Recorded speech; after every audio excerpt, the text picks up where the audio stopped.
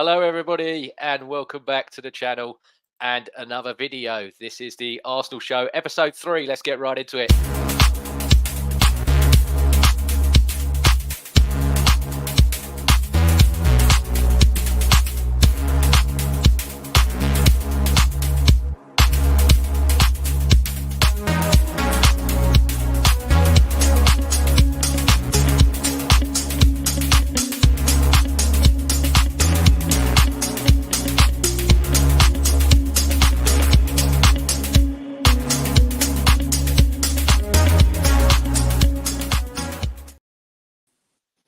Yes, hello everybody, and welcome back to the channel and another video.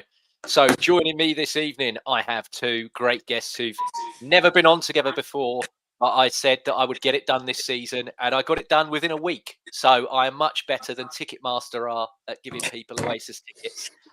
So joining me this evening, I have got Ray. Ray, how are you doing, my friend? Yeah, I'm all good, thank you. Thanks again for having me on. It's a pleasure to be on your wonderful platform once again, my friend. And it's fantastic to be on here with Neil. We speak a little bit over Instagram, don't we? So it's finally good to sort of speak to him face to face about Arsenal, because we need a bit of therapy, I think, after the weekend at least. Yeah, and Neil, I know that you've already done one piece of therapy already. I finished watching it this afternoon. Great again, as per usual. But yeah, you're back again for another round of therapy. This time with me and Ray. So yes, it's Neil Shah, everybody. By the way, I did introduce. Thank you so much. I was, as Ray said, echoed that. Great to be on and an honour to be on. Thank you for inviting me and sorting this out, because I've been saying to Ray, we've got to get on a pod sometime, and it's been quite a while we've been saying that, haven't we? So James, you weaved your magic. You've done it. The long hair, pointy hat, Gandalf, you've done it, man. Thank you very much. I'm glad you said Gandalf. I was going to say it. Don't call me anything else with pointy hats, please. I don't want that tarnished on me. So yeah, guys, obviously this weekend, Arsenal won, Brighton won, and there's so much to get into. I think for myself anyway, I would rather do the good before we get into the bad. So obviously, Neil, I know you hate the lineup questions, so I won't go to you. Ray, in terms of the lineup, it was pretty much what we all expect. I mean, this isn't going to be a massive debate here about the lineup anyway. It's more so, about the individual players. But obviously, the lineup changed to what we all believed and thought it was going to be. Obviously, Trossard come in, Timber stayed where he was. Just to pick straight away on Trossard, what did you make of his performance? Because for me, I'm still in that camp of as much as I know he hates not starting, I still believe he's better coming on than he is when he does start. What about yourself? Yeah, I'd have to kind of agree with that, to be honest. I can't really think of too many games that he started for Arsenal that he's actually kind of took the game by the scruff of the neck. There's probably at least one or two out there, because he does score clutch goals for us, but majority of his impact, I think anyway, comes from off the bench. I don't know whether, like you say, he's angry and that he doesn't want to obviously start on the bench, and maybe he comes on with a point to prove. Maybe that gives him a slight edge to the game. Maybe the left side is still just not completely set up right, and maybe that Martinelli running at defenders and whatever else for however many minutes, normally an hour, isn't it?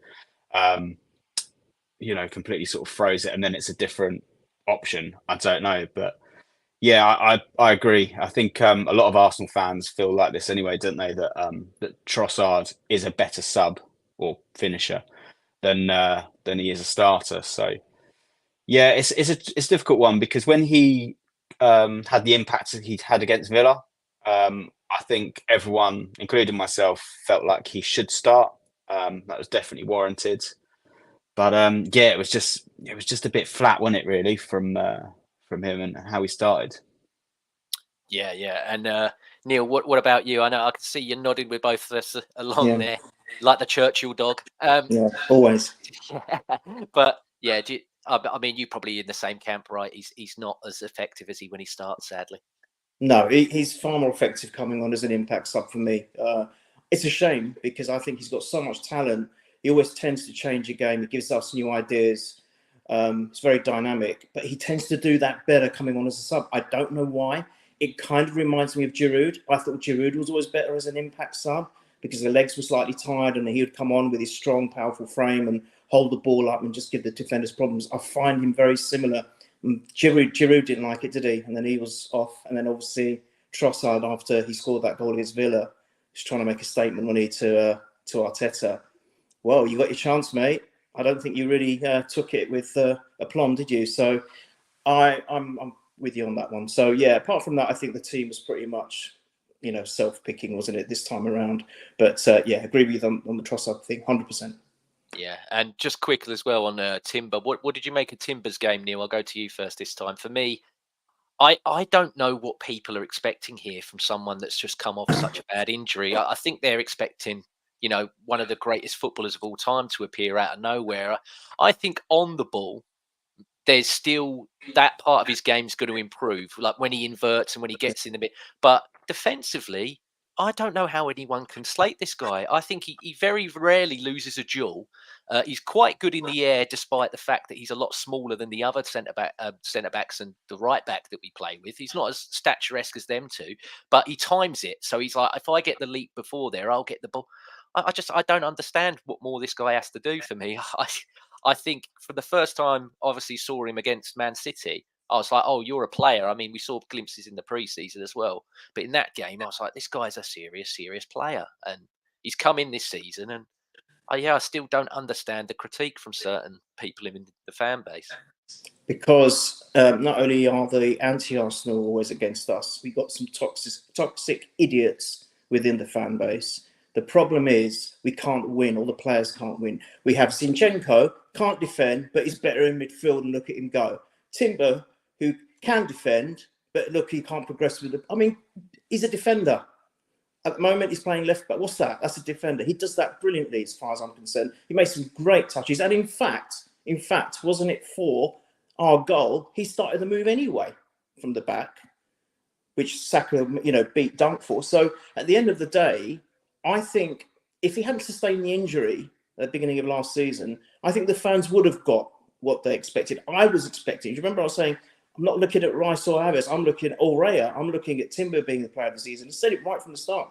Unfortunately, he got done with that injury. Now, that's a really serious injury, and what they expect, an amazing thing from him right from the off. No. Yes, he did score a great goal. I don't know if that was a friendly or I can't remember now. It was the academy, wasn't it? I can't remember that goal. Yeah, the one against Blackburn, yeah. Yeah, it was fantastic. So we're thinking that, oh my God, this guy's going to be playing. He is going to be a player. He already is a player. He's going to get better. Give him a blooming chance. All right. Goodness me. Ray? Yeah, I mean, that's well put, Neil. Well put. Yeah, I mean, Timber, I think is going to be a good player for us. I wonder whether he's going to be a squad player, though. I don't know whether he's going to be a starter. Who knows? I mean, we've seen players come in and dislodge what we think are first choice starters. He could come in at right back, something crazy like that. But I think with Calafiori waiting in the wings, I think he will be. I think he'll play a majority of the season at left back, in my opinion. There might be certain games where he plays at centre half, but I think majority of the time we'll probably see Calafiori at left back. And like you say, I just think that he did struggle. He was up against good opposition. I think is it either Matoma or I'm gonna butcher his name, Mitter, I think, was playing on the wing for Brighton. I think they had Minte on his side, right? Minte, sorry, yeah. And he looks good. I mean, he's come out of nowhere. I think he's come from Newcastle's reserves team and come into Brighton's first and looks brilliant. So he's had a really good start to the Premier League, and I think he gave Timber a really torrid time, to be honest. But we just need to be a bit patient, and unfortunately, we don't have a lot of patience. We are trying to win a league, and yeah, the games come thick and fast. We're playing against opponents who are no mugs, and we'll probably come on to that in a bit when it comes to what else happened in that game. But yeah, unfortunately, I think fans do kind of feel like because all right, we haven't seen him for the year because he's been injured. I think people just expect him just to come in straight away. Now he's had a year off and be 100%, when in reality that's just not going to be the case. I think people may not give him either the grace or the whatever he needs because we've got a replacement, i.e. in Calafiori. We've also got, however many left backs. Neil mentions Zinchenko. We've also got Kivior as well. And Tomiyasu, if he ever comes back fit for us ever again. So we've got plenty of options there. And I think a lot of people just think that Timber either needs to hit the ground running or he's out. Yeah, I mean, you say that as well. I know I'm jumping the gun, but that's what I normally do here anyway. The Tesco bag has been put back in the changing room. I don't know if you saw today. Yeah. He's in squads. I couldn't believe it. I thought Wow. that it would just be Kieran Tierney's going to be here and he's going to let him train. And then obviously in January, I think he was going to leave in the summer. I don't know who to, but I definitely think if he hadn't been injured, he was one of the ones that would go in the summer. Because again, he's another player that would get you money. It might not be amazing money, but someone would buy Kieran Tierney even on the chance that if he stays fit, well, I've got a decent player here. And he's in squads. Do you think I didn't know that, by the way, but do you think they might feature him in the Caribou Cup? Maybe. It's tough because if you cup tie him, that could hurt people but you don't. I never know what Arteta. I mean, a lot of this later on is going to be what's Arteta thinking, because even after nearly 5 years, I still don't know, and I don't think anybody else does either. He could look at Kieran Tierney now and go, actually, you could be, you could work for me. You could be cover. I know he can't invert and everything else like that, but when there's times where he goes 5 at the back, or Kieran Tierney plays 5 at the back for his national team pretty much all the time, because unfortunately Scotland are very, very leaky. That's just how they are. So he's always in a 5-man defence there, but I have no idea. But anyway, going back on the game, sticking with the good. You're saying there, Ray, that Brighton were no mugs. I thought that first half, until James Milner come off with his injury and Baleba, I think it was, come on, I think we were making Brighton look like mugs. I thought this is one of the best starts I've seen Arsenal have for a very, very long time. And we had all these chances. Just again, it's the finishing just wasn't there. But what did you make, obviously, to the start of that first half? Yeah, me. Yeah. I would agree. I think we did start the better team. We did look bright and we did put them under pressure. But yeah, maybe for them, I don't know whether James Milner coming off was a bit of a blessing in disguise. Let's be honest, he's got the experience, he's got the know-how, but I don't think he's got the legs or the energy that he has, and that's what we all know James Milner for, right?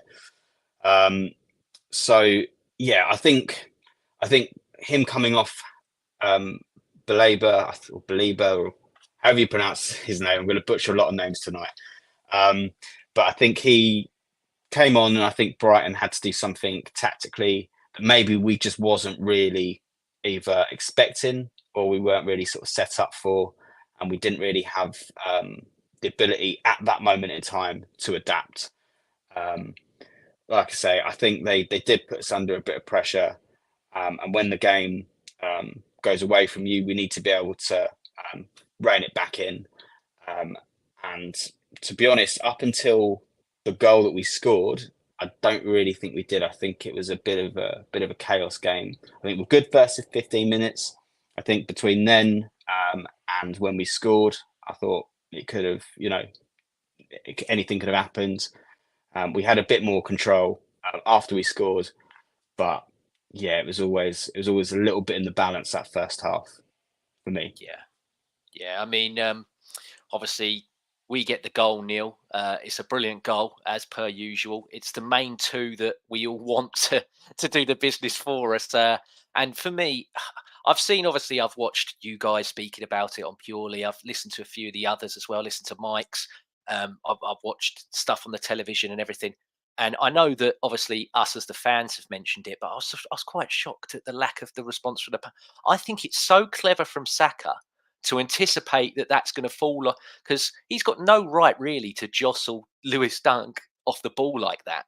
But he's always, for me, he's just always, the mind's going at a time, he's always aware of something could happen here. And I think, like you've mentioned as well on the other podcast and everything else, I think that on that right-hand side, all those players on that right-hand side, from White, from Saliba, from Odegaard and Saka are all, and it's just like Ray said earlier, it's just all not twigged on that left-hand side yet, which will happen. But obviously, what did you make of the goal? I mean, Kai Havertz a few months back, he doesn't even try that lob, does he? He'll try a safe pass to someone that's near him.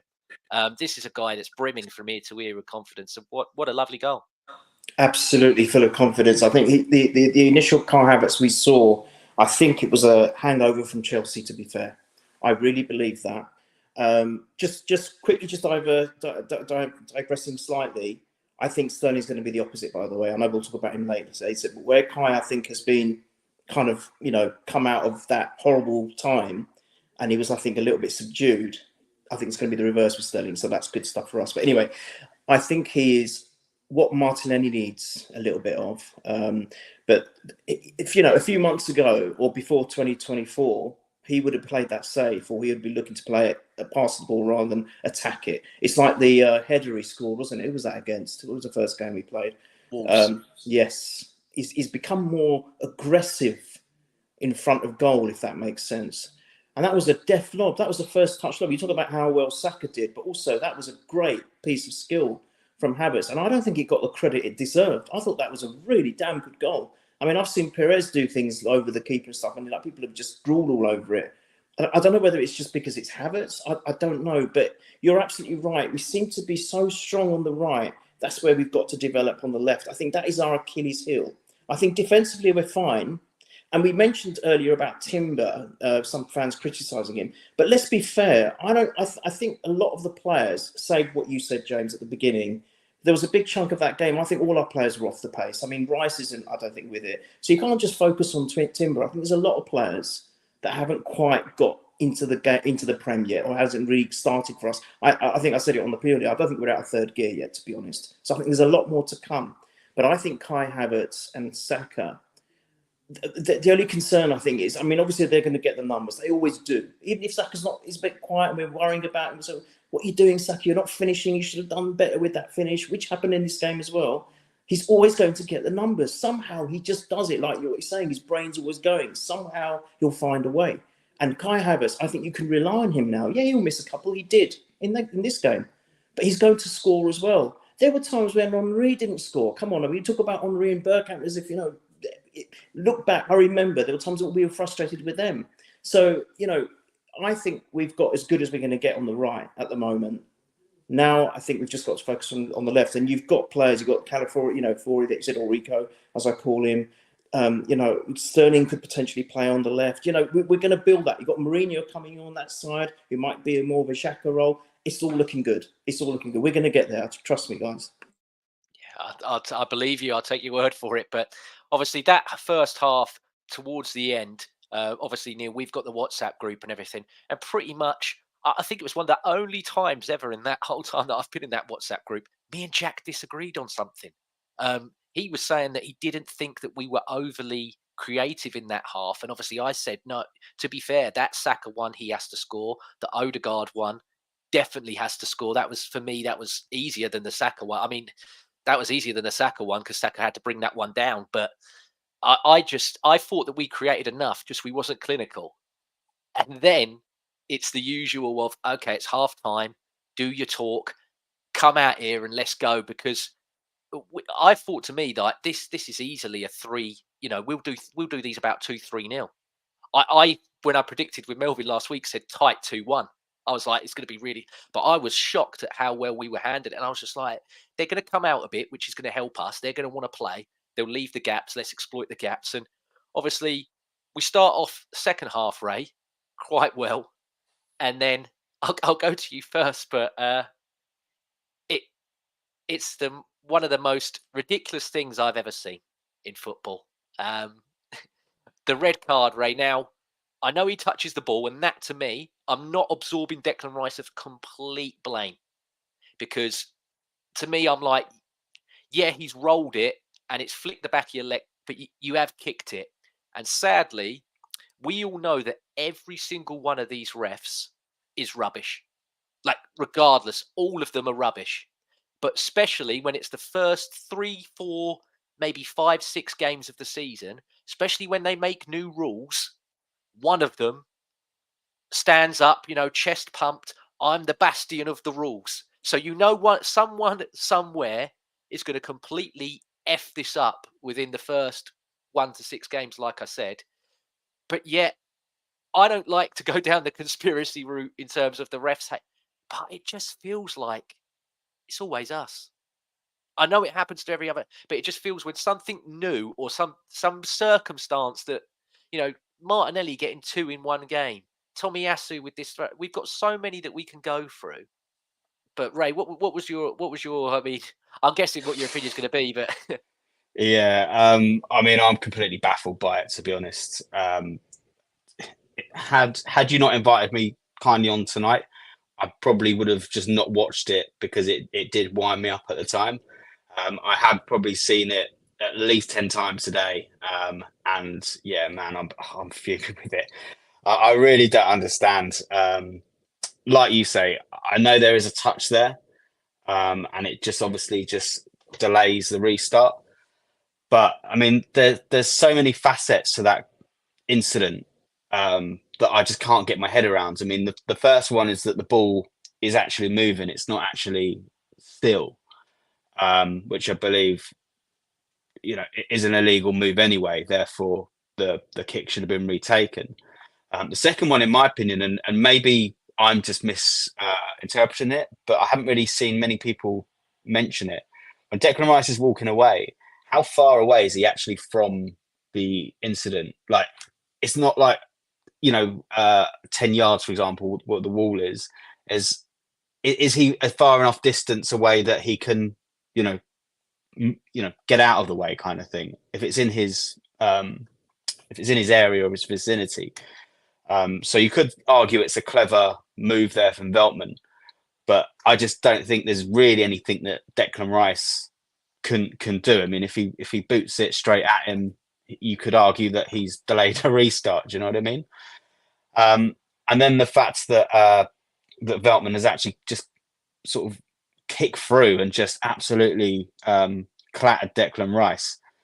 And when obviously Kavanagh bandaged the card, I just thought, fair play. I mean, that was an awful challenge there from Veltman, and it's a definite booking. Then when he got the red out, it was just baffling.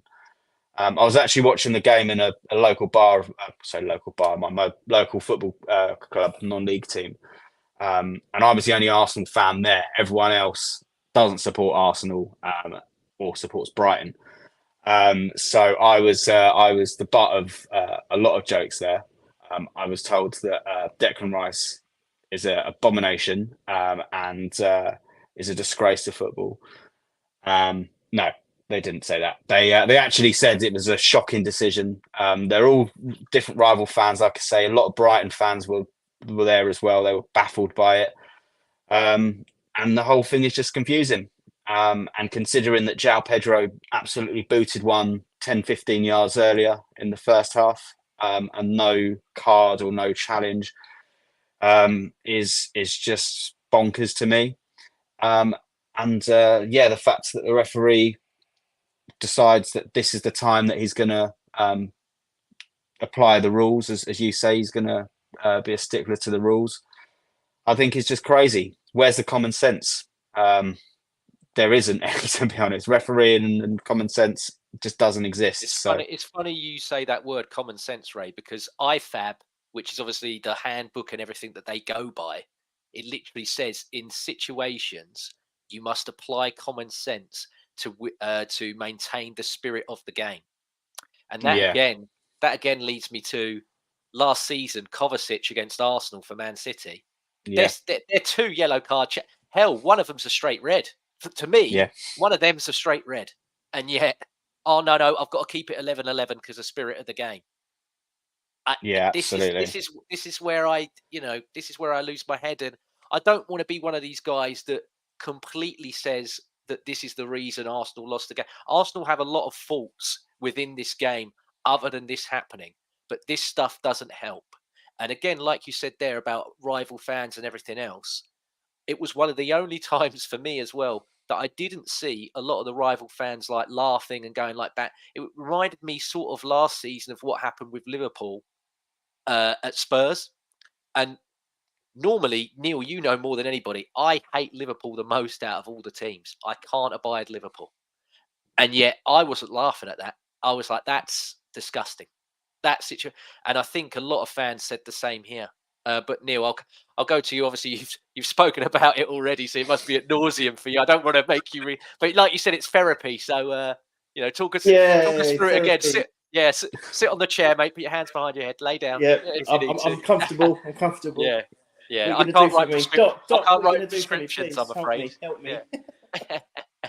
I think it's a joke. I think Ray's eloquently summed it up, but I just can't get my head around it.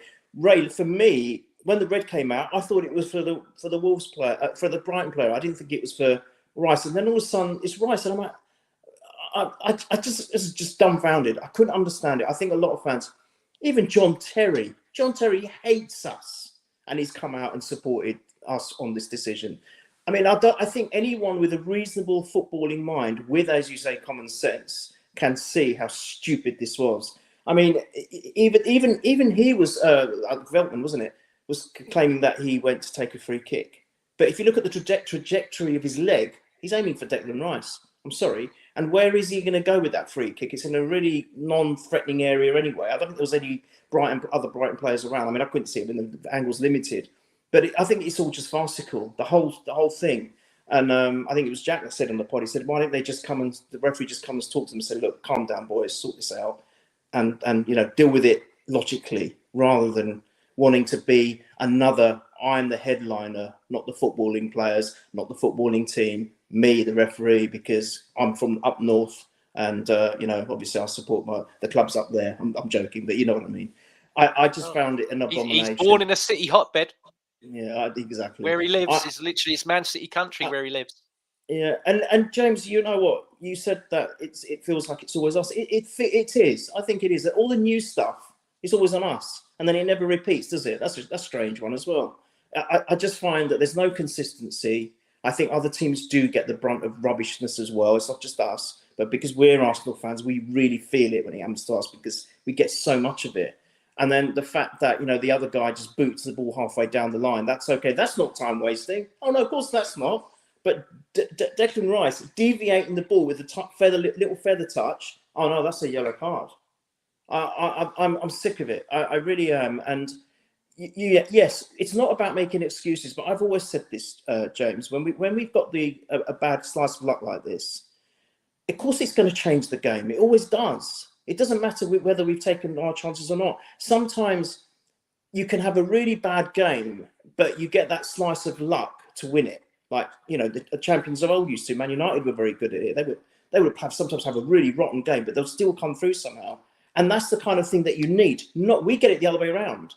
We get the bad luck to stop us winning where maybe we haven't been motoring it in sixth gear or fifth gear, whatever you want to call it, throughout the whole match. So maybe we needed a slice of luck there to keep Declan on. And I'm pretty sure, I know it's difficult to say with hindsight or hypothetically now because we didn't see it happen, but I'm pretty sure we could have probably gone on to win the game if he'd stayed on the pitch. And it's these drop points that really hurt us because we know how damn clinical City are. And we can't afford to lose these points. I get it, Ray. I know that Brighton are a tough team. They are a tough team. A lot of good teams are going to drop points to them this season. But I think at home, we really should be dominating these teams and coming out on top because we cannot afford to make any mistakes this season. It's going to be so hard to eclipse them. And I want to do it the right way. I know there's all these allegations and stuff that we don't know what's going to happen, but I want to do it the right way. Let them get relegated after the season's finished, after we've won the title, then they can get relegated or whatever it is. I just feel that, we need some luck and we need some protection as well for our players, which we don't get either. Yeah, sadly, until one of the players becomes England captain, I don't think you get that protection anymore, sadly.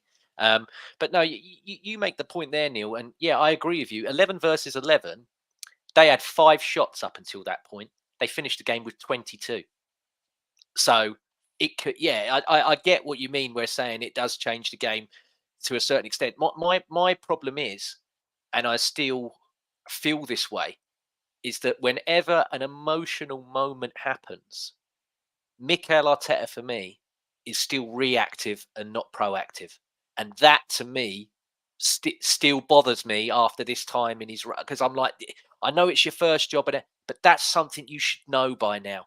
Like for me, Calafiori should have been on right away. I know he waited 10 or so minutes. I'd have gone, sorry, Trossard, I know you want to play and everything, but I need to shield that up. And then when I can, I need a progressive player from the back to get it quickly to Saka and Havertz, because there was a 20-minute spell, obviously, that instilled panic. They got the goal back.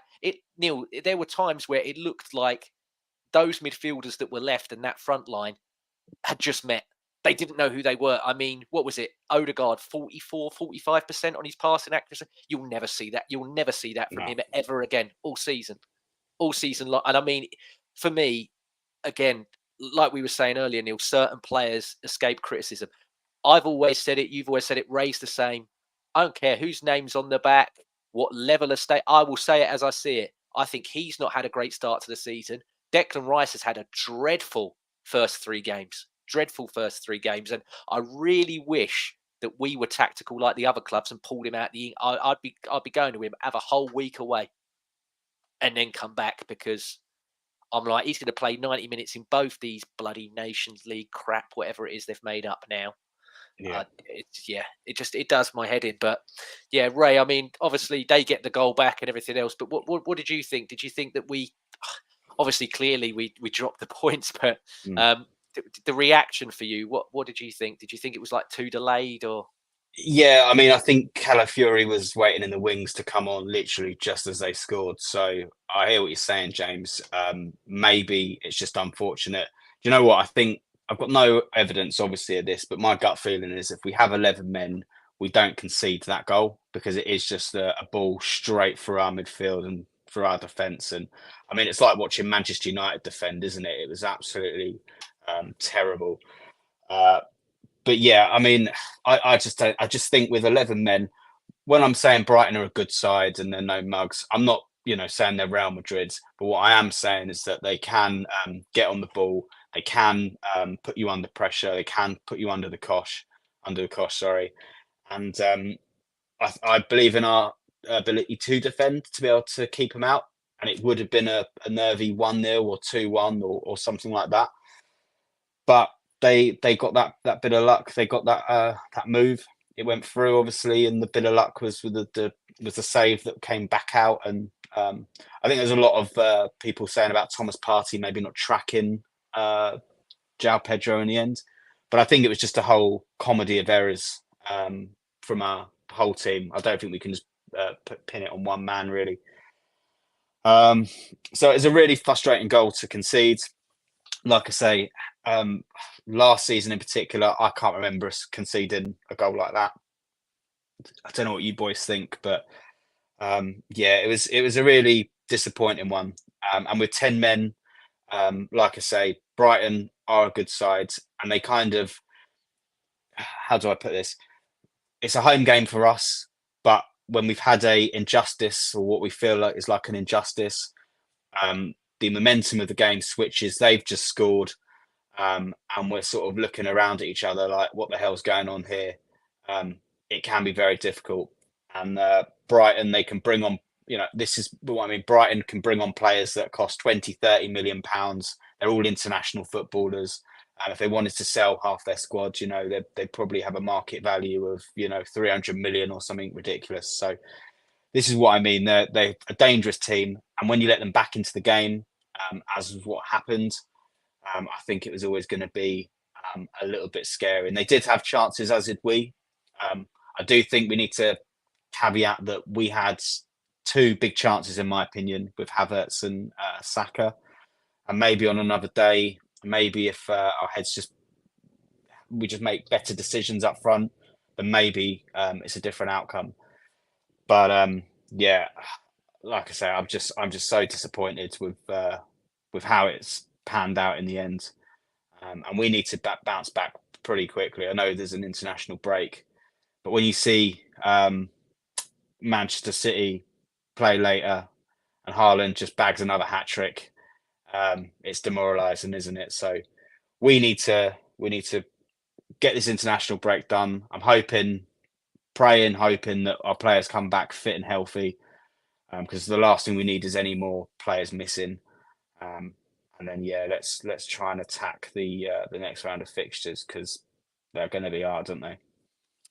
Yeah, I mean, especially those the derby, and then obviously the Champions League game, which is Atalanta. They're no mugs, they're no slouches. That's going to be Then a City really, away. really tough game.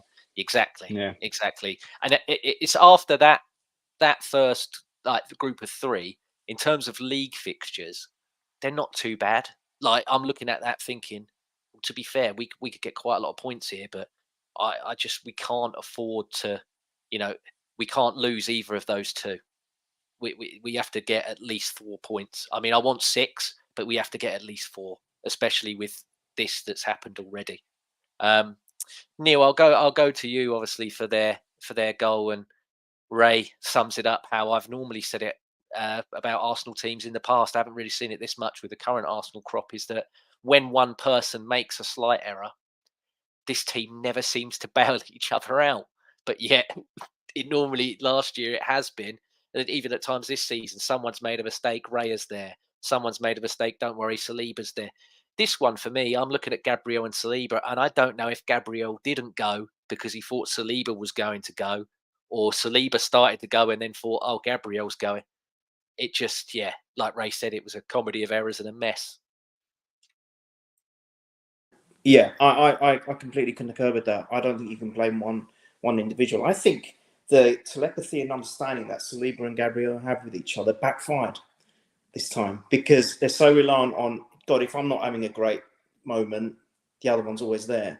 And it's almost like backfired. It's like they both probably thought, oh, they'll deal with it. And that neither of them did, if that makes sense.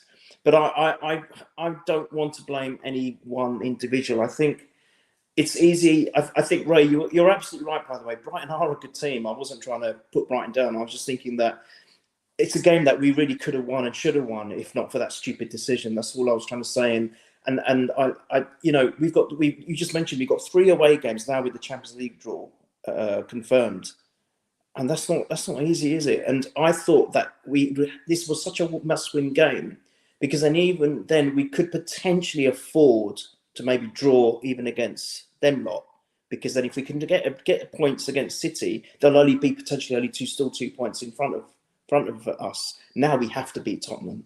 Whereas before we had to beat Brighton. So then, if we start straying 4 to 5 points behind City at this early stage, it's going to be hard work to come back. So that was the only point I was making. But I just think that we can't be too critical of individuals at the moment, or because I think it's only 3 games in. The Premiership, I think it always takes maybe 5, 6, 7 games for all the players to find their feet and get really back into their rhythm. And at the end of the day, 7 points out of 9 in the first 3 isn't too bad. If you think about it, all right, we've played Villa away. Villa are a top 4 team. So we haven't done that bad, guys, with all due respect to the players and the club. But we have to turn it around. We have to iron out those errors. We have to iron out what you said, James, perfectly about how Arteta's got to mature a little bit and maybe be more proactive, have something in plan if this happens, if we do get a bad decision and we get down to 10 men. Because, Wenger was a master at playing with 10 men, and he's got to try and maybe look at maybe some of those reels and just see what he was doing tactically. I know it's very, very difficult because football has evolved from 20 years ago, whatever it is. But, there must be some fundamental ideas in that he can maybe, learn something from. I don't know. I'm not going to tell him how to manage. He's done a tremendous job for us, and I'm a nobody. So, what do I know? But I'm just saying that, we need to. You've got the years on him, Neil. He can't question that on you. You've watched football a longer time than he has. I know, sadly, getting old now. But I just think that I don't want to be too critical. That's all I'm going to say, because I think, and let's look. Let's have a look at a couple of positives. They could have scored a second if not for Raya. Raya is being brilliant. Look, for me, if you were going to ask me a question, who do you think are our best players at the moment?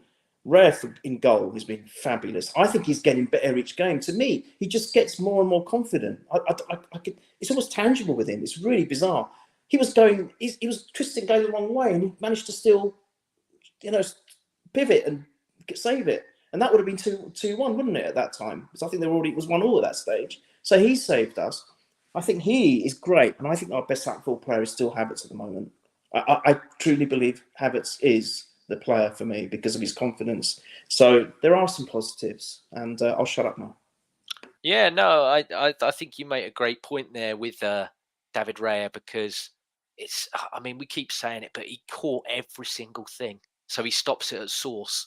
He's not necessarily a big puncher of the ball. He takes it into his hand, and he nearly actually got he had one for an expected assist, because there was one where he launched it and we went on the breakaway. I think that might have been the Havertz one that caused that. But you make a good point there, Neil, about who you'd have given man of the match to. I'll load up the graphic here for mine. I actually did pick, no shock, I did pick David Raya. Ray, I'll go to you first. Who do you have for man of the match? Because there's a few candidates in there. But yeah, who for you was your man of the match, mate? Yeah, I think David Raya is probably a good shout, to be fair. I did like Saka's performance as well. I thought he was good. With the assist in particular, like you referenced earlier, he's got no right to win a ball in the air against 6'4" Lewis Dunk, is he? But it's very, very clever what he does there. I think it's got to be Raya because he just kept us in that game, and he won us a point. We didn't lose the game, and he has got us a point. So I'd probably go on that. I'd probably go David Raya, sorry, on that basis. I do think David Raya is a quality keeper. Like you mentioned, James, I think the fact he can just claim crosses, he's not the biggest of keepers, is he? But he's very agile, and he can go and claim that really, really well, and distribute it fantastically as well. I just worry that, as you guys mentioned, we haven't really been on it for whatever reason, probably a whole multitude of reasons, but I think he's facing more shots. And I think because he's facing more shots, he's obviously, we're asking more questions. He's being asked more questions of, and then he's getting these highlight reels. So it's a double-edged thing for me. I love to see what he's doing and how he's performing, but I wish he was a little bit less busier in games. And I think that's going to come with a little bit more time, a few more weeks. I think obviously Declan Rice will need to come back. It will be nice to see Mikel Moreno finally play for us. I think it took him 2 months to sign, and I think it's going to take him 2 months to actually play a game for us. So yeah, I think when he comes back in, it will add a bit more steel into our midfield. Obviously, I think Thomas Partey on his day is brilliant, but we all know he's made of glass. And Jorginho can dictate a game, but I think there's certain games that you bring Jorginho in for. Who knows? He might do well at the toilet bowl. I think he's probably going to play, isn't he? So let's see. I think there's a lot of combinations, and as we mentioned, we've got a whole multitude of defenders. So we just need to try and settle on a back four, in my opinion. I think it will just be White, Saliba, Gabriel, and in my opinion, probably Calafiori.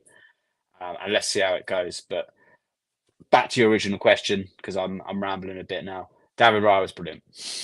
Yeah, I mean, Neil, man of the match for yourself. Who did you pick? Who did you think? Ray said it perfectly, because he said, whilst it's he's had 2 man of the matches now. Yeah, it's great. That's another question I'll add after. I'll let you carry on, but yeah. Okay, but that's great because it's showcasing him and his abilities as Ray. I'm not no point repeating that. Ray summed it fantastically. But it's a little bit of a worry because we want our forwards or our creative midfielders to be getting the man of the match. I won't ask that question now. You've just done it. Oh, sorry. I'm sorry. No, it's brilliant. That's brilliant. No, that's what I want. but yeah. So if we can turn that around, look, Ray, I love you now. I wasn't sure about you because I loved Ramsdale, but I love you now. And I wish you to have another golden glove season and be lifting the trophy at the end of it. But you're not. I don't want you to have any more man of the matches. Okay, it's enough. All right, we want our attackers and creative midfielders and maybe Saliba as well now and again. I think that's the worry, and I think that's it. That's what Ray said. I think that's what he was trying to say, and I think that's spot on. So for me, Raya, Saka maybe Havertz as well for what he done, but yeah, Raya overall for me, 100%. Yeah, and I tried to get the graphic to save. Obviously, Ray was here before you got here, Neil, so he saw me in stress mode of trying to get graphics to save for the show. I couldn't get it done for some reason. So I haven't got the graphic, but I will list it out. Obviously, Arsenal's player of the month. I'm sure you all got your emails through showing you who the candidates were and asking you to vote and everything else like that. So it was obviously Saka, Havertz, Raya, and Saliba. And even though Saka, I mean, I've got this graphic that I should have used earlier, but I forgot because that's just how I am. Yeah, you go. He's there with the legend. I mean, he's got a bronze statue outside. I don't think it could be too late. Once this guy adds trophies, he might have a statue outside as well because he's a absolutely bloody special. But I can't keep talking about how special this guy is because he really, really is. He really, really is. But yeah, for me, I think David Raya has to be our player of the month. I can't, like you said there, Ray and Neil, you echoed it. Those last two games, we don't get either of those 4 points without him because he stat one against Villa was one of the best things I've ever seen. And then, yeah, like you said, against Brighton, Neil, he's on the floor and then all of a sudden he just about saved it with his leg, but he's still quick enough to get there to do it. It's just crazy. Do you know you were talking about how he's so good at claiming the balls, and I love that trademark thing where he just falls in. He's making. It doesn't matter if there's no one. He just does that. That's my ball. I'm not letting anyone have it. I love him doing that. But talking about punches, maybe he's not so prolific with it as he is with claiming the ball. But wasn't there one that he did in that match, and it was effective as well? I seem to remember it. I don't think it was the previous game. Yes, he did. He made one big one. He did, didn't he? It bobbled, and then it was coming back down, and he was like, yeet, basically. Yes. So he can do that as well because I think it was effective. So I think he's got it all. Amazing. Yeah, I mean, I'm talking from very, very limited experience of the fact that when I first started to play football, I've been about 6 foot since I was like 5. And obviously I was wider than everybody. So they were like, goalkeeper. They were like, he can't run. He's massive. Chuck him in goal. But, you know, I always got told from the limited time when I played in goal, they were like, James, get up there and then lay on it. They're like, lay on. He doesn't do that. Even if we need to waste time or whatever, he's always looking for who's making it. Like I said, he's like, get it out as quick as possible. And that's what I love about him.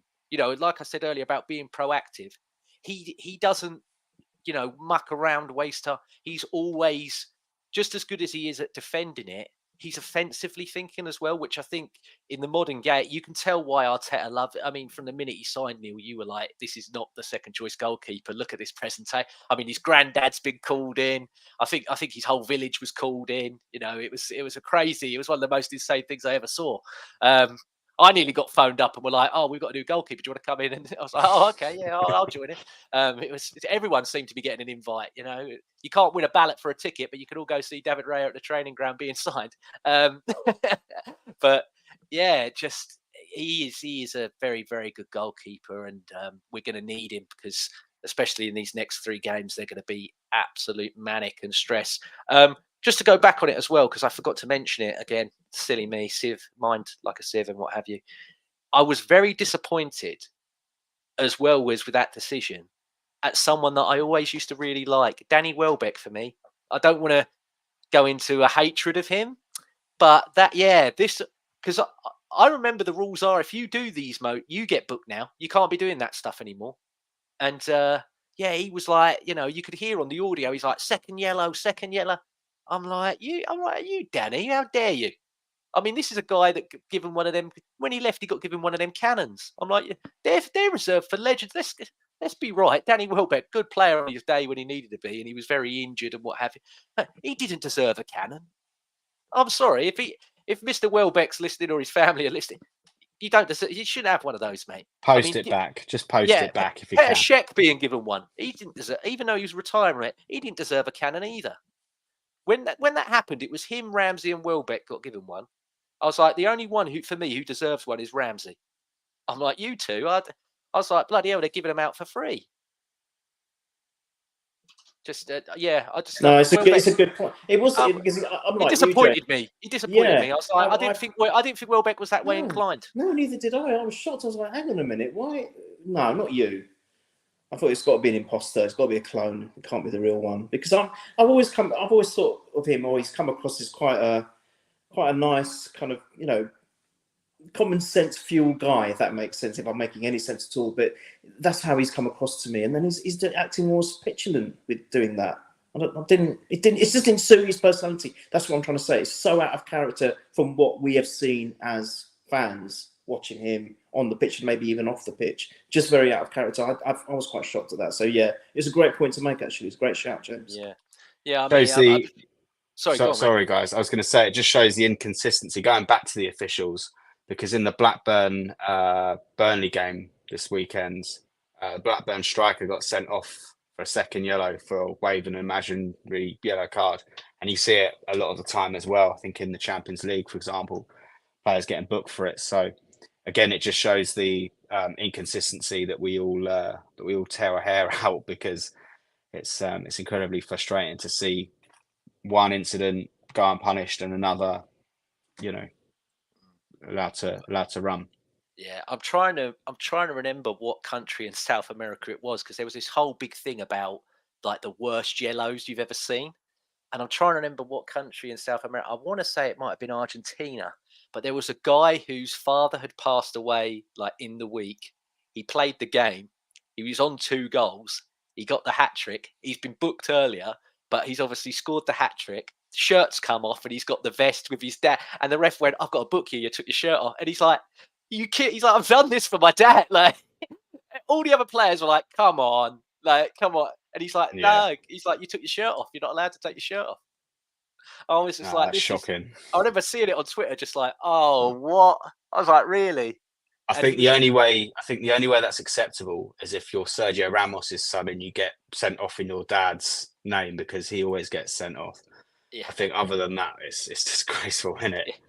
Yeah. I mean, some of it just, like we said earlier, apply the old common sense there. But no, as much as I have critiqued the attacking aspect of that game and how we, ended it really, I have to say, defensively, I still feel so proud of this team. I think I've got no qualms about us defensive, probably because we've got about 800 of them, as well as the 700 goalkeepers. But I it just feels so Arsenal, doesn't it? That we've had years where we're like, bloody love our attack, but that defense, oh my god, they're rubbish. And then just when you think it's all balanced and it's fine, it's like, oh, midfield and attack's not great at the moment, but the centre back and the goalkeepers are good, aren't they? Defense is good. It's just cruel. But is there anything else on the game you guys want to touch on before I just quickly move on before we finish? I just want to talk about Kai again. I mean, I think he's been involved in, out of the 21 goals we scored, he was involved in 18 of them. I mean, that's ridiculous. It's ridiculous.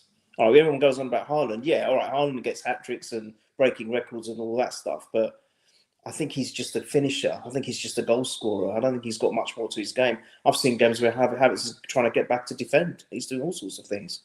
I don't think Havertz. I'm very Havertz lyrical at the moment, aren't I, James? I keep going on about him. So, I think you're very right to be, like you said. Again, you've watched longer than me and Ray have, and I say it so often, but I haven't seen anyone in the history of the time that 1995 was when I think I saw my first game. I haven't seen anybody that looked how they looked and then just flipped it the way he's flipped it ever. I think it's incredible. I think it's a testament. Obviously, I've said some harsh stuff about Arteta earlier, but I think it's testament to him for backing him all that time. He was like, "No, I'm still going to play it." Okay, he dropped him in a few certain games, but he still stuck with him, played him. And also, as well, that whole time, all of the players were like, "No, he'll come good." In the interviews, some of them, what Sky are like, they try and get a clip or bait them out of anything. They were just like, "Well, still good Kai Havertz," and they're like, "No, we believe in him. We're gonna," they slated him for giving him that ball to score a penalty. And it's like you said, Neil, this guy, bit like what I'll touch on in a minute, but this guy's been on the floor at that club. Let's get it right. This guy won him a Champions League. He should be adored by that club. And yet, the way they treated him towards the end was unbelievable.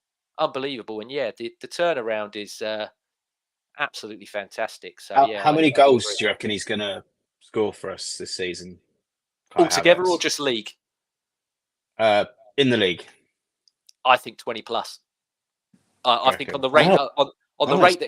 rate that he's on 20 plus, because Yeah. even though next game I think next game he's going to be moved into the middle, because I think Jesus is going to come back up top. I don't want that. I don't want that, but that's what I think he's going to do, because he's going to go, I need the physicality in there. As much as Zinchenko, when he come on, did sort of play a midfield role and didn't look too bad, I don't think he's going to trust him to do that against Tottenham. So I think he's going to revert to Havertz being as an 8 and then Jesus up top, and because he's going to be like, just get in there, and he's not as bad as defensive.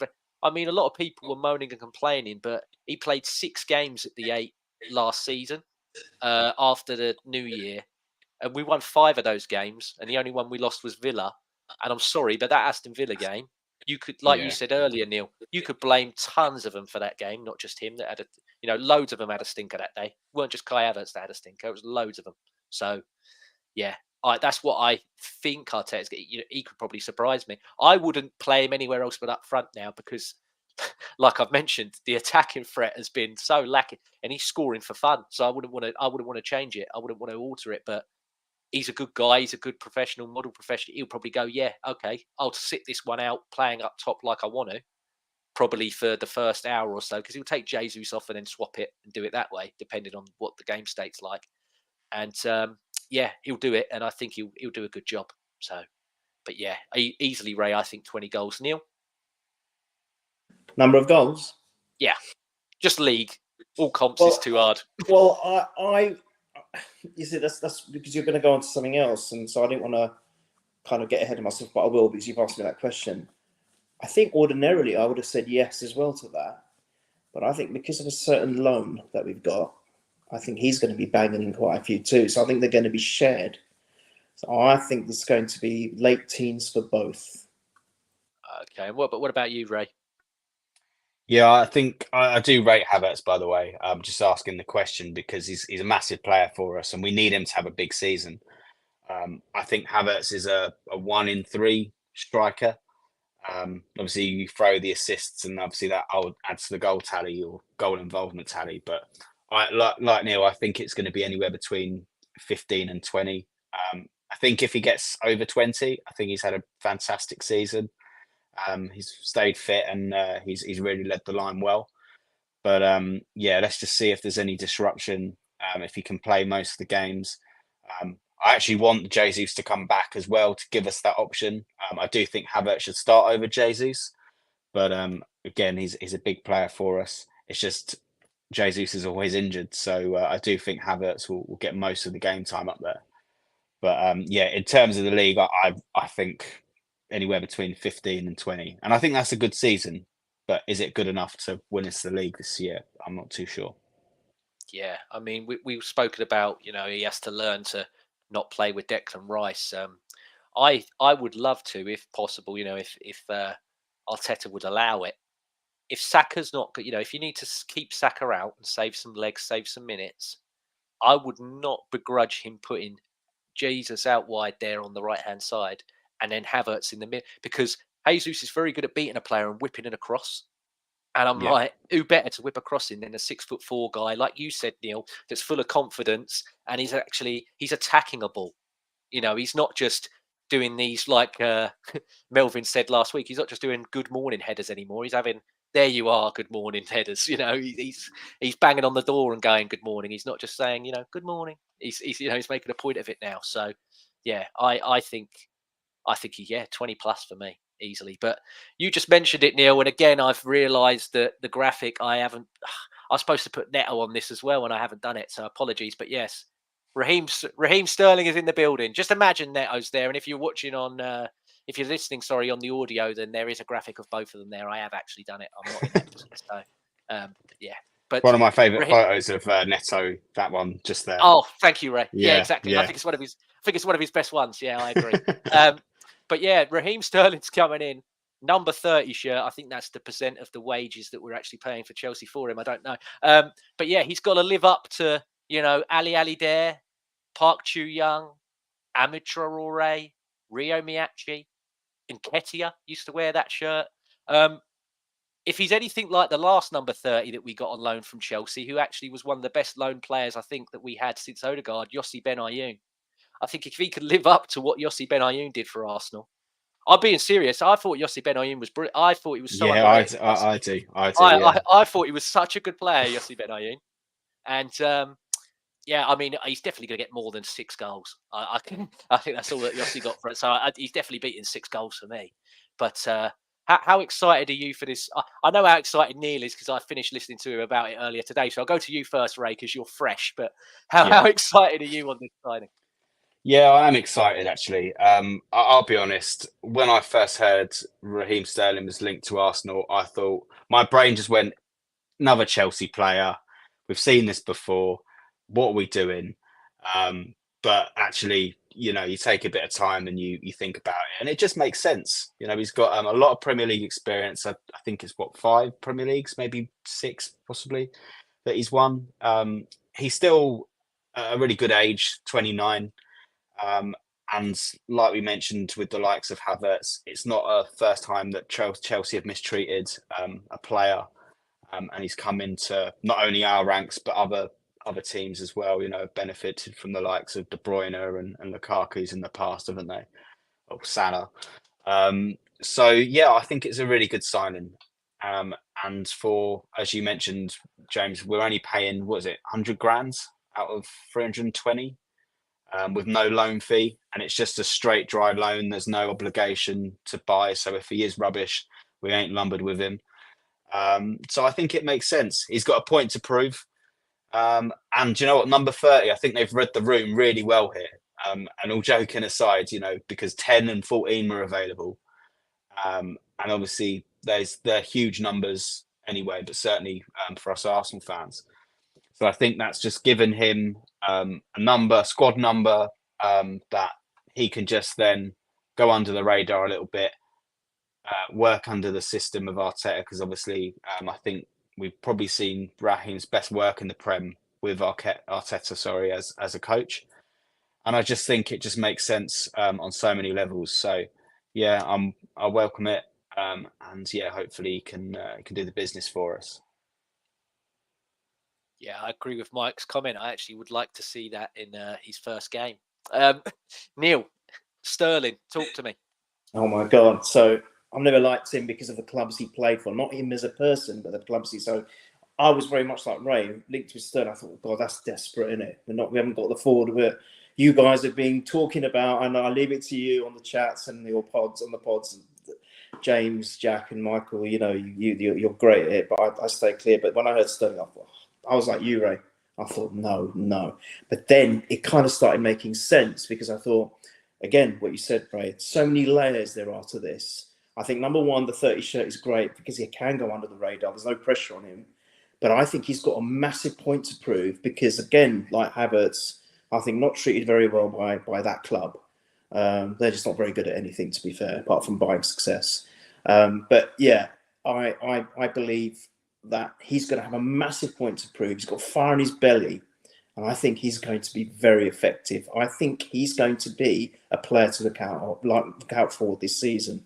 With everything, all his experience of being a winner, which is so important. We need so much of that in our team, because a lot of these guys, these youngsters, have yet to lift a trophy.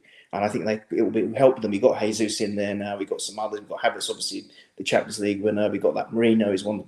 We've got players now that know. Even Declan Rice with the European Cup that they won with Chelsea. So we've got leaders that have won something, or leadership characters that have won something, so they can.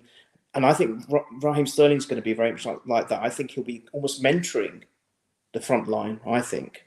But he's got the pace, he's got dribbling ability, he can carry the ball. And I think he's going to score. That's what I was hesitant on the Havertz question. I think if Sterling wasn't there, I think maybe you're right, James, he might get the 20 plus. But I think now, because Sterling's going to be in the mix, I think there's going to be a share. And I think Sterling's going to be getting those numbers. I really believe it. And I think it's a tremendous signing because he's flexible up front as well. So he can relieve Saka if need be. If Jesus is injured, he can also play as a false 9. He can play on the left if we're having issues with Martinelli and or Trossard. And I think it's just the most magnificent signing because we're paying very little for him. In perspective of what Eddie was on 100, wasn't he? I think. So we're not really paying anything more, and I think we've got a much better option than, I'm sorry to say, James, than Eddie was. And he's also obviously been there and done it, so he knows what it feels like. What a wonderful signing. And I think also that's number 2 we got as well. The goalkeeper's a good signing too, as we saw in the graphic, the amazing graphic that you put up. Brilliant.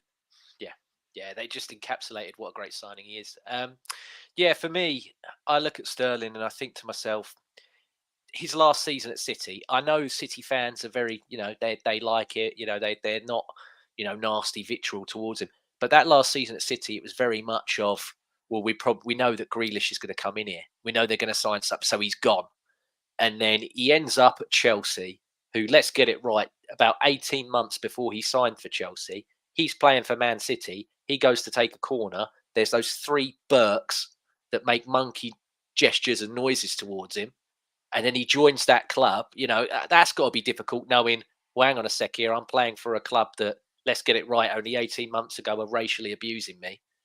He started very well for Chelsea. Last season, on the Premier League show that I do, I gave him Player of the Week within the first, twice, I think, in the first month. He was fantastic for him. Everything positive that Chelsea did at the start of last season was all through Sterling. He was absolutely brilliant. And then obviously it goes wrong. He has a great pre-season for Chelsea. Thinks that he's going to play the first game. Obviously gets told he's dropped for tactical reasons was the line from the manager. That's on the Sunday. Comes to the Wednesday and it's no, he's actually not a winger that I like. He's not the kind of winger that I want in my team. So it's pretty much like, oh, okay. So what you said on Wednesday is a lie. What you said on Sunday is a lie. I mean, for me, the statement that he put out from his camp, I'm not a fan of it. I don't agree with it. I think he could have just, saw the writing on the wall, not said anything and then left. But yeah, like you said, Neil, we've picked up one player in Havertz. Even Jorginho, to an extent, has proven me wrong. I wasn't as confident. He's had some good moments for us. And I think to myself, you know what? He's coming in here with, like you said, Neil, he's got a point to prove. For about the last 2 clubs that he's had, especially in the last couple of spells, he's not been around a group, like a fan base that have absolutely loved and adored him. And I just think to myself, you've got 2 of the biggest games of the season coming up in our next 2. You score or assist in one of them, you're loved straight away. And that to me is powerful. I think that will just breed, I'm a fantasist anyway at times. And I just think to myself, he bags or he sets someone up in either of those games. It's massive. And Hente's just made a great comment here as well. That's very, very true.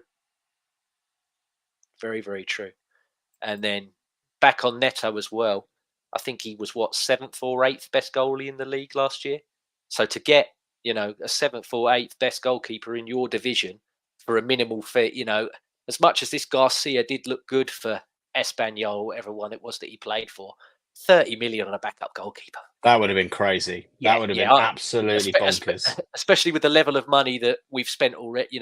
I don't think that, I know that they said that PSR and everything, we haven't got to worry. But yeah. I believe in January, depending on the situations, like you said earlier, Neil, about the 10 and the 14 shirt being left free, I think they're too big of a shit. I think by January, there's got to be a hint of something could happen that 10 or 14 shirt could be going to somebody in January. So I think, keep the coffers safe. Don't spend 30 million on a backup goalkeeper. I mean, a lot of people were saying, oh, well, this guy's cup tied for the League Cup, so who we're going to play in that? I wouldn't play Setford. Raya can play in the Carabao Cup. He won't care. It'll be fine. He'll be fine. Yeah. So I wouldn't worry about that. But, I've got no qualms whatsoever about the Sterling signing. I can't wait to see him. But obviously, guys, I won't do all the lineup and the tactical aspect of the next game because that's we've already done an hour and 10 minutes. I don't want to take another hour of what we discussed there and thinking what Mikel's going to do or what we'd want to do and et cetera, et cetera. So I'll just ask, as per for the predictions, Ray, North London derby, mate. What's the score going to be? This is the one, isn't it? Yeah, this is the one that we just can't lose. I mean, regardless whether we're looking to try and win a league, even if we're looking to stay up, we can't go to them and lose. My heart says 3-2, but my head says 2-2. And I just think that without Rice, and I really think Moreno would have been a really good option. Obviously, we haven't seen him yet, so maybe I'm just talking out my backside, but I just feel like that type of player in that type of game is something we're going to need, whether it's going to be for an hour, the whole 90, or even 20 minutes. So, yeah, I'm gonna put my neck on the line and say 3-2 to Arsenal. I think Havertz will get one, and I think we'll get a penalty which Saka will score. Bold shout. I think we're going to get a penalty at the toilet bowl, but that's what I'm going to go for. As they don't look that good still defensively. I'm hearing a lot of praise for their defenders, but it's because how good they are going forwards. I haven't really seen anything that's made me go wow when it's actually defending. So yeah, let's see. It's going to be obviously. You don't need me to talk to you about the North London derby. You two both well know, and all the listeners well know what that game's going to be like. So as long as we can keep our heads and we don't do anything stupid, I think we win this. Yeah, I agree. And Neil, what about yourself, mate? That's the key, keeping our heads. That is the most important part of it. And don't do anything rash and get players sent off where the referee's going to make them name themselves again. Don't give them even the slightest bit of chance to do that. I think Ray, you're so detailed that's brilliant. I hope we go with your heart. I hope we get that result. I'll go slightly different. I think I'll stick to. I was going to change it, but I'll stick to what I said. I think I said 2-1, and Sterling's going to score. I think he's going to start, and I think he's going to score. I don't think it'll be Jesus starting. I think it'll be Sterling, and I'm going to go really left field here. I think Zinchenko's going to be in the middle as well. I don't normally disagree with you either, James, but I'm going to disagree on that. Yeah, I just want to be different. I probably got it completely wrong, mate. I wouldn't begrudge it. I think in terms of physical wise, obviously they're going to play. They're going to play Basuma and Sarr, and I fancy them two over Zinchenko any day. All day long in a physical fight. So I need to feel better after that last game, and I just want to think a little bit creatively. And you're talking about that left hand side. You put Zinchenko at left 8, Sterling at left 8. They've got a relationship from City. You put Timber or Calafiori behind them. They're going to play that ball quick. You want to give the ball to Sterling quick so he can turn and then go himself. Them three will give him. They'll feed him. Yeah. It'll be like the bloody all-you-can-eat world buffet in Chelmsford. If you got Zinchenko, Tim, they'll be like, there you go. Don't normally do this. Can I name the second scorer? I just fancy it. Go for it. You do what you want, mate. Sterling, like I said last week with Melvin, my show is a complete mismatch of anything, mate. You could do it as long as it's clean to an extent. You can say what you want. I'm a good boy, I promise. White and Sterling to score the 2-1 win to us. Oh God! Absolute boil the piss. I will absolutely take a Ben White goal and him just celebrating, hopefully in front of like their main stand. That would be beautiful if that happens. So I think that's the key. Sorry, James, to butt in, but I think that's the key in it. This not just this game, but this season, we need to unlock our left hand side. I think I said this on the last show. You kindly invited me on, James, but I think how brilliant we are on the right. I think we can be a bit predictable at times, and I think teams have studied that and can set up against that. What we need now is something on the other side, just to throw teams. And if we can get the right combination of players in, do you think Sterling's going to start on the left rather than up front, or because he's not going to start where Saka is he? So no, I think he's going to start on the left. And you like you said, you make a good point here in that Sterling can have two people that go towards him. So that leaves Saka with either, because normally Saka has two on him all the time. But now you've got Sterling, that's going to drag.